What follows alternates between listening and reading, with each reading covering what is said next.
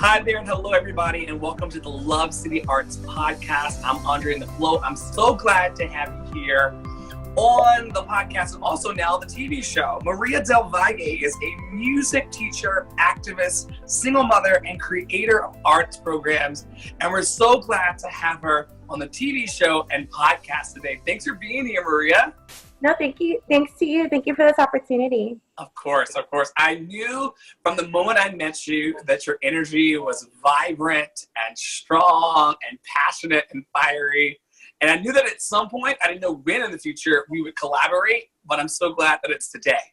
Yes, yes. Yes, this is great. So tell us a little bit about yourself in addition to what I've said. I said you're a music teacher, activist, single mother, and creative arts programs. How does that all come together for you? So I teach elementary music by day, and on the weekends, I have my own music program for families. So it's a music program that's geared for toddlers and their parents to participate. What is it called? It's called Shine On Kids NYC, and it's based in Uptown Manhattan. Very, very cool. And how did you come to start that programming? That's a very interesting question. So I had a daughter 2.5 years ago, and at the same time that I had her, I was laid off from my orchestra position. Mm-hmm. So I suddenly had my weekends free, and I started to go to mommy and me music programs.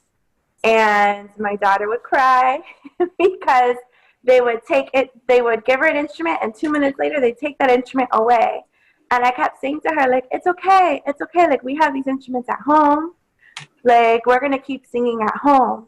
And then at that moment, like, I realized, like, oh, we have these instruments at home. Like, we could be doing this ourselves.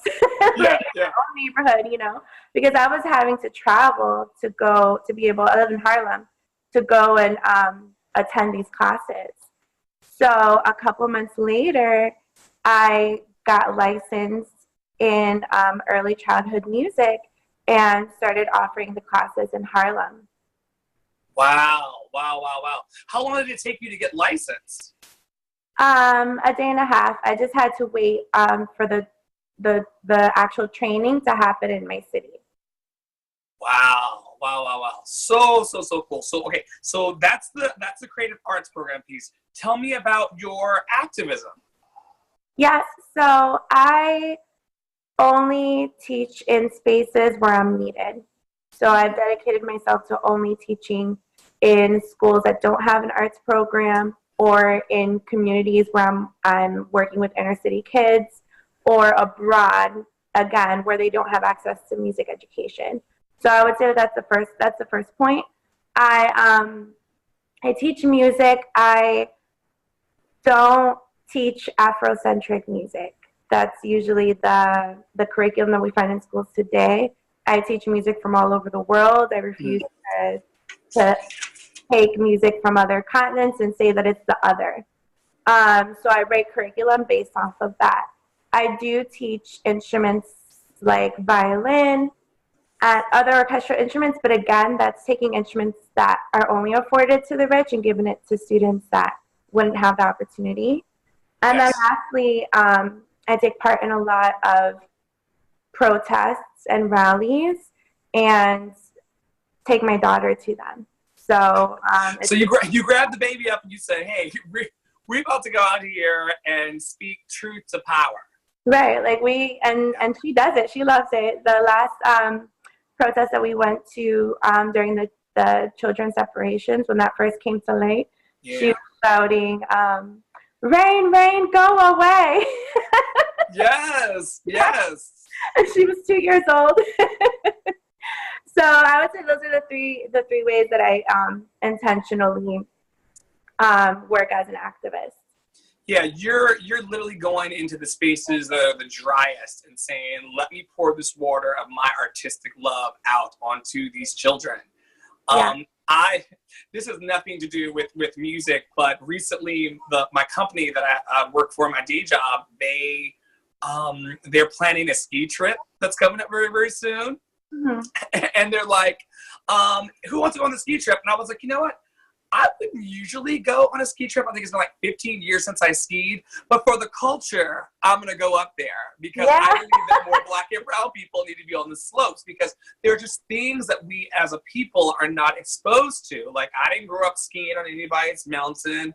A lot of us did not grow up with violins in our hands. A lot of us did not grow up been exposed to like deep classical music. And so for the culture, we have to induce and introduce ourselves into these spaces and then let our Black and brown children know that, hey, there's space for you here as well. And we've seen that when we are given the opportunity in these spaces, we soar. Exactly. We soar. And I think that's universal for anyone, Black and brown, red, purple, whatever your color is. If you got the tools and you're given the opportunity, you can become so much more than what you thought you would have. But you have to have people like you in those spaces and saying, hey, like, I'm going to create this. Right. And so kudos to you for that. Kudos to you for that. So now you're giving love to the next generation. I want to talk briefly about when you fell in love with art yourself. I come from a long line of musicians in my family, especially on my mom's side of the family. Everyone seems to be a musician in each generation, but it manifests in different ways. So my great-grandparents were singers and songwriters of romantic music. And then my mother, sometimes she's a gospel singer, sometimes she's a classical cellist. And sometimes she sings with the salsa band. So it depends on what season of life she's in. Yes. She's great at all three. My uncle is a producer of reggaeton music. My brother is a radio host.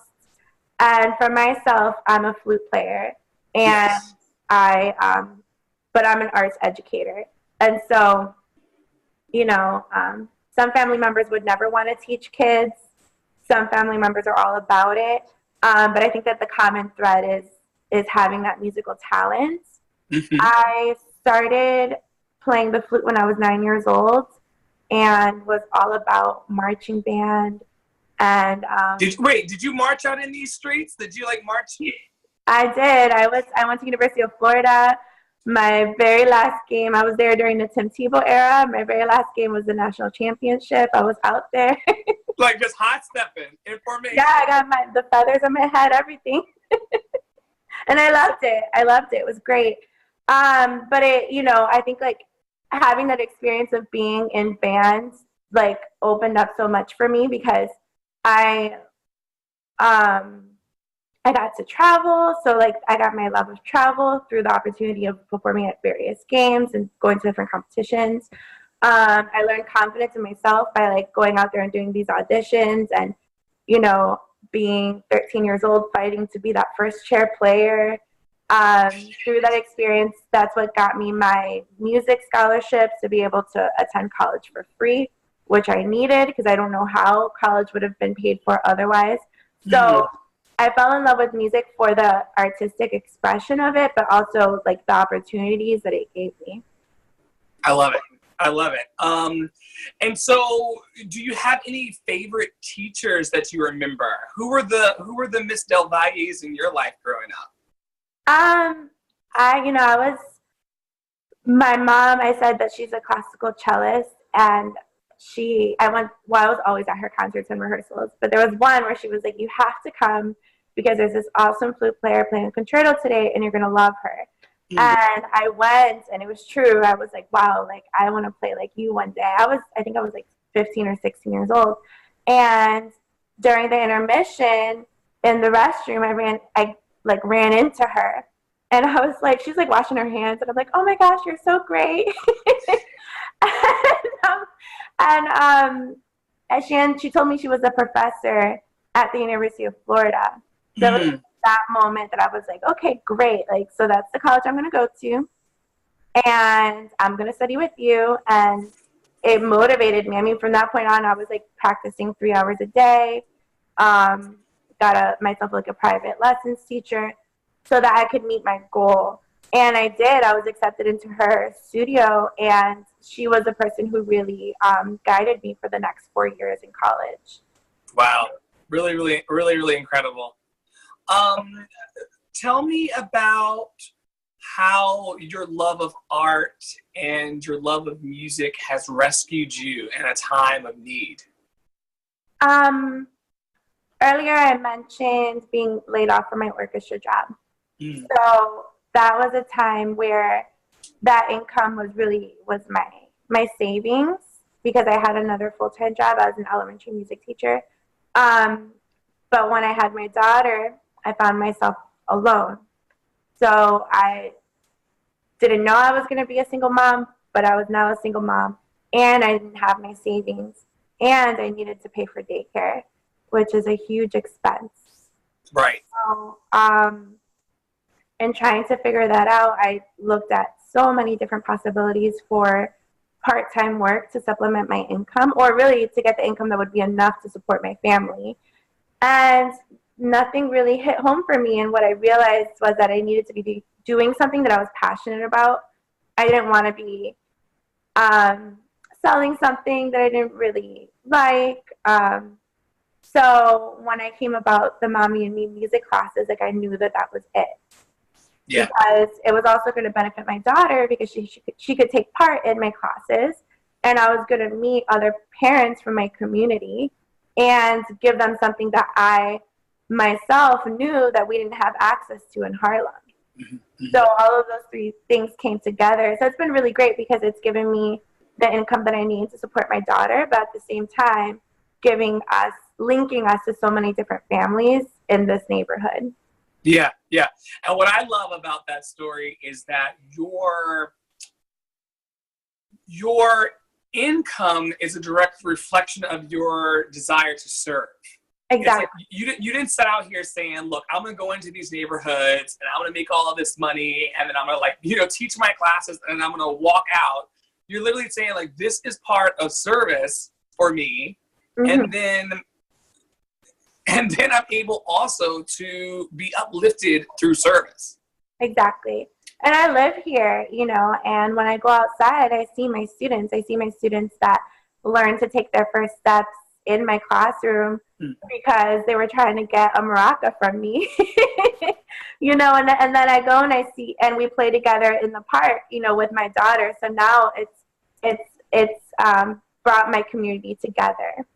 Mm-hmm.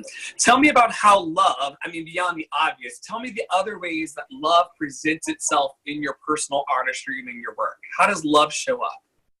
I start my class by telling parents every time that my class is participatory.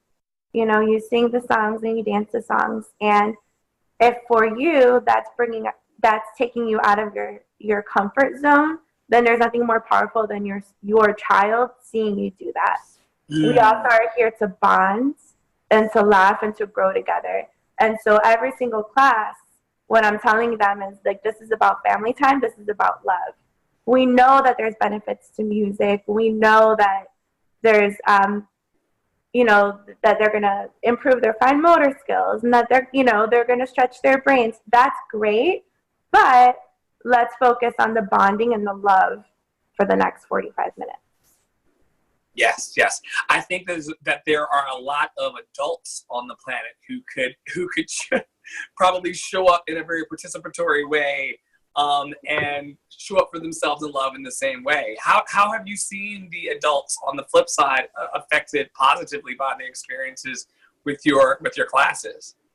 Well, I'm a working mom, so I can't have a class on a weekday in the morning. My classes have to happen on a Saturday morning, or they have to happen in the evening. So this has given other working moms and dads the opportunity to participate in my class, because it's based off of an alternative schedule. So I see a lot of parents come into my class with gratitude that there's a class that they can come to. Mm. So that's definitely one way. And a lot of parents that maybe used to play an instrument that don't anymore, or that are really, really busy and don't get the chance to just laugh and play as often as they would like, this has given them the space to do so. So cool. So cool. You mentioned gratitude. If you could take a breath right now and tell me what you're most grateful for in your experience, what would those things be? In my experience specifically with Shine On Kids, I've seen so many friends and family members support me. I've had friends and family who don't even have children themselves, but have picked up their nieces and nephews and brought them to my class.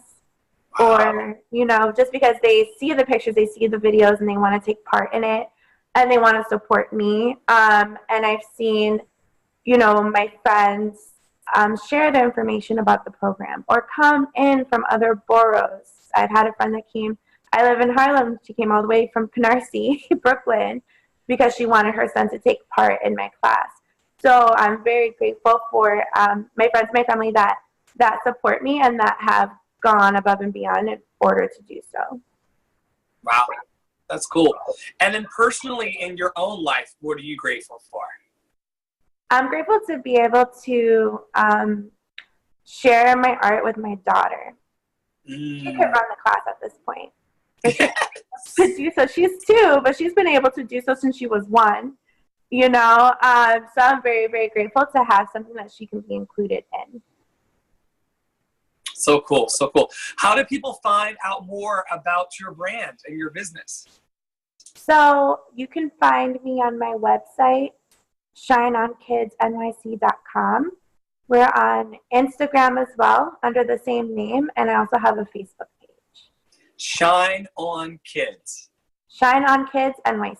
NYC. Shine On Kids NYC on Instagram, on the web, and also on Facebook. That's so amazing. Are you planning to expand your programs? Or are you going to keep it small and then continue to scale? Or how's that going to go for you? So I'm going to add yoga classes. Okay. So I'm working with another local mom and setting a schedule in order to start offering that. And for the kids? For kids and their parents. So every program is family-based. So it's kids and the parents. So that'll be really cool. That's great. Yes, I'm super excited. I am working on building a team of classical musicians to start offering free group music classes to kids in Harlem. Yeah. So if anyone out there is interested and you play a classical instrument, please get in contact with me, because this is going to be an opportunity to not only teach music to students, but to also mentor students. So the vision is to have kids that are between the ages of 7 and 10 learning instruments like the recorder, the violin, viola, cello, to eventually start a youth orchestra program. Yes. I see you stepping into that vision like gangbusters. Like this is really, really cool stuff. That actually surprised me. That's a piece that I didn't know, and that's amazing. Yes, because right now I'm working with babies and toddlers, but all of our children are growing, so they need something to get in, that's going to be age appropriate and for them to keep growing with their musical skills. So that's the next step. But to make that happen, I need to have an awesome team ready. Of course. I've always said that one of the greatest things you could give a child, and one of the greatest things that's been given to me, is belief.